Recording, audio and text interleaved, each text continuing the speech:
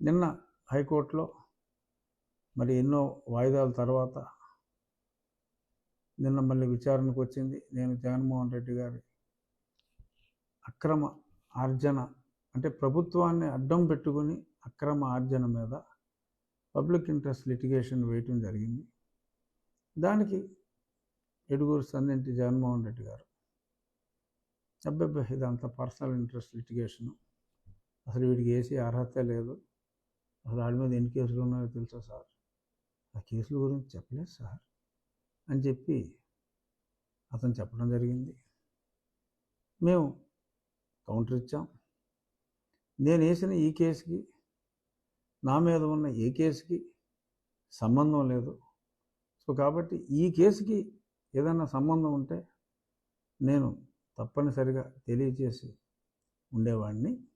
So అంచేత ఈ కేసులో ఉన్న ఏ అంశానికి సంబంధం లేని కేసు గురించి ప్రస్తావించవలసిన అవసరం పలానా రూల్ ప్రకారం లేదు అని నేను సవినయంగా కోర్టు వారికి సమర్పించాను. ఇవాళ రెండు ప్రముఖ తెలుగు దినపత్రికలైన ఈనాడు, ఆంధ్రజ్యోతిలో ఒకే రకమైన వార్త, అక్కడ ఏం జరిగింది అనేది వచ్చింది. వాళ్ళు ఏం రాశారు, నా కౌంటర్లో ఏం రాశాను అనేది చెప్పడం జరిగింది. కానీ ఈ సాక్షుడు జగన్మోహన్ రెడ్డి ప్రధాన వాటాదారుడైన ఈ సాక్షి ఆడేం రాస్తా అంటే,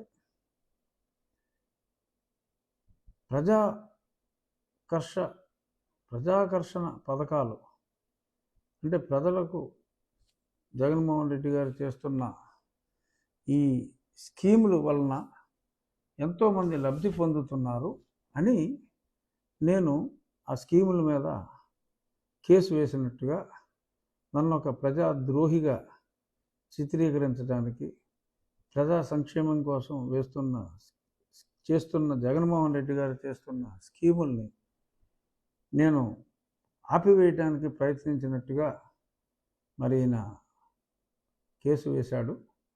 ఆ కేసు విచారణ 15వ తారీఖుకి వాయిదా వేయటం జరిగింది అని చెప్పటం, సాక్షిలో పేర్కొనటం జరిగింది. సో మరి సాక్షి చదివే పనికి మాలిన వాళ్ళకి కూడా మరి నేను నిజం చెప్పాలి కాబట్టి, అయ్యా ఒకవేళ జగన్మోహన్ రెడ్డి గారు కూడా అలాగే భ్రమిస్తున్నారేమో నాకు తెలియదు. అయ్యా జగన్మోహన్ రెడ్డి గారు, నేను మీ స్కీముల గురించి మాట్లాడాల, నేను మాట్లాడింది మీ స్కాముల గురించి.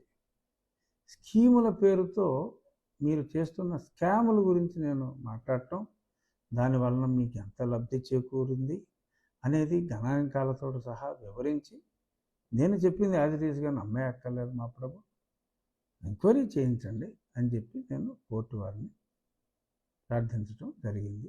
ఎందుకంటే ప్రజాస్వామ్యంలో నాకున్న హక్కుని నేను వినియోగించుకున్నాను. ఈయన స్కీములు అని చెప్పుకుంటున్నారు. స్కీములు స్కామ్లో రుగ్నులైన ప్రజలు నేను చెప్పింది విని మీరు నిర్ణయం తీసుకోండి. ఒకటి, సాక్షి పేపరు వాలంటీర్లకి అందరూ సాక్షి పేపర్ కొనాలట కంపల్సరీగా. సో వాళ్ళు ఒక 4 లక్షల మంది ఎంతమందో ఉన్నారు. 4 లక్షల పేపర్లు వాళ్ళు కొనేయాలి. నెలకు 200 రూపాయల కాడికి వాళ్ళకి బేటా వేస్తారట, సాక్షి బేటా. అలాగే సచివాలయంలో ఉన్న ఎంప్లాయీస్ అందరూ కూడా, ఏదో ఆఫీసులో కూడా పడేస్తే అందరూ చదువుకుంటాం కాదు, 11 మంది ఉంటే సచివాలయంలో 11 కాపీలు ప్రతి ఒక్కరు చదువుకోవాల్సిందేనట. సో ఇలాగా సుమారు ఒక 5 లక్షల చిల్లర కాపీలు సాక్షి పేపర్ అమ్ముదోపడానికి పెట్టిన స్కీము. దీన్ని స్కామ్ అంటారా, లేకపోతే ప్రజాకర్షక ఆర్ ప్రజల కోసం చేస్తున్న స్కీమ్ అంటారా? మీరే చెప్పండి.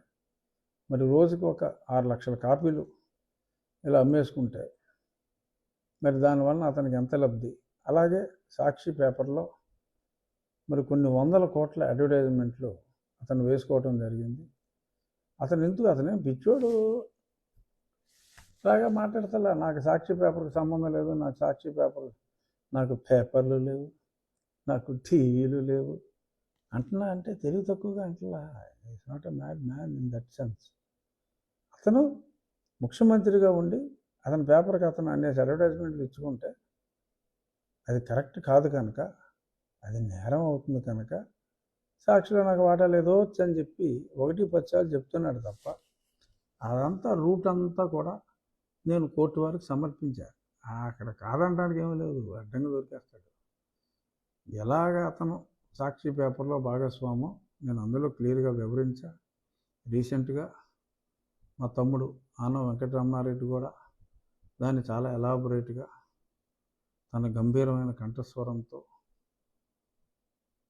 ఎక్స్ప్లెయిన్, మరింత సవివరంగా కూడా ఎక్స్ప్లెయిన్ చేశాడు.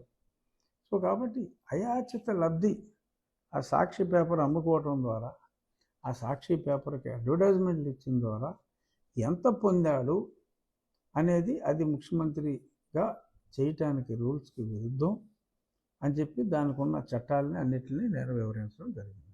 అదీను కాక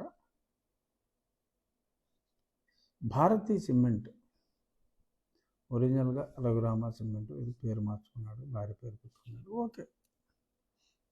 ఆ భారతీ సిమెంట్ ఇప్పుడు ఈ గృహాలు కట్టేదానికి మరి సిమెంట్ వీళ్ళే సప్లై చేసి గవర్నమెంట్ ఆఫ్ ఇండియా ఇచ్చిన డబ్బుని వీళ్ళు డిడక్ట్ చేసుకునేలాగా ఏదో పోర్టల్ పెట్టి అందులో సింహభాగం ఈయన సిమెంట్ అమ్ముతాడు, కొంచెం వేరే గతంలో ఇతను క్విడ్ ప్రోకోలో ఏ కంపెనీలు అయితే ఉన్నాయో ఆ కంపెనీ వాళ్ళకి కొంత షేర్ ఇచ్చి మోర్ దాన్ 50% ఇతని సిమెంటే ఇతను అమ్ముకుంటున్నాడు. అది కూడా తప్పు. ఒక ముఖ్యమంత్రి రాష్ట్ర ప్రభుత్వంతో ఎటువంటి కమర్షియల్ ట్రాన్సాక్షన్ చేయడానికి వీల్లేదు. అతను ఆ కంపెనీ నుంచి అసలు ఒక బస్తా కూడా కొనిపించడానికి వీల్లేదు, అది రూలు. సో దాన్ని వైలేట్ చేసి ఆ సిమెంట్ అంతా అమ్ముకుంటున్నాడు. అందులో 49% ఇతని భార్య, ఇతని కుమార్తెలు, మరి షర్మిలకి ఏమైనా ఉందామో మనకు తెలియదు. సో మరి అతను భాగస్వామి కాదు అంటానికి లేదు. సిమెంట్ అమ్ముకున్నది నిజం. ఆ వెబ్సైట్ డీటెయిల్స్, ఎంత సిమెంట్ ఇచ్చారో చెప్పాం మనం. సో మరి ఇది స్కీమ్ అంటారా, స్కామ్ అంటారా?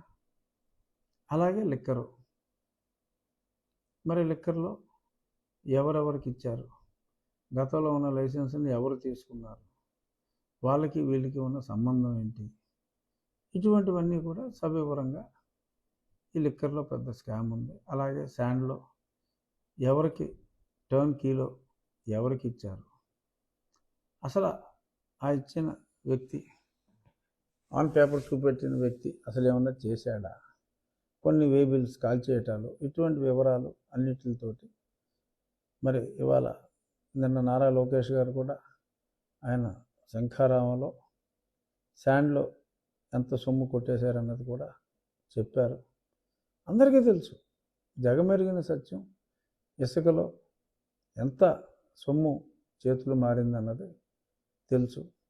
అసలు ఈ కాంట్రాక్ట్ ఇవ్వటం, ఆ టెండరు, ఈ డీటెయిల్స్ అన్నీ కూడా మరి సబ్మిట్ చేసి ఇసుక ప్రజలకు ఉచిత ఇసుక పేరుతో చేసే స్కీములో ఉన్న స్కామ్ గురించి నేను ప్రశ్నించడం జరిగింది. దానికి మరి సాక్షిలో రాసుకున్నట్టు ఈయన ఒక మహానుభావుల్లాగా ఆయన ఏదో ప్రజలకు మేలు చేసే పథకాలని, ప్రజలకు మేలు జరుగుతుంది అని నేను ప్రశ్నించానని చెప్పి వక్రీకరించి ఆ పనికిమాలిన పేపర్లో ఈ పనికిమాలిన వాళ్ళు రాసుకున్న విధానం ప్రజలందరికీ తెలియజేయటం నా బాధ్యతగా భావించి, ఎవరైనా పొరపాటున సాక్షి పేపర్ చదివి అపార్థం చేసుకుంటే, రే వైచీప్ రాస్కెల్స్ చెప్తున్నా. అంటే సోషల్ మీడియాలో నామే పెడతా ఉంటారు కదా, నా బొచ్చు మీద, నా దాని మీద, దీని మీద పెడతా ఉంటారు కదరా మీరు కామెంట్లు. ఆ కామెంట్లు పెట్టి చెత్తన కొడుకులు అందరికీ చెప్తున్నా,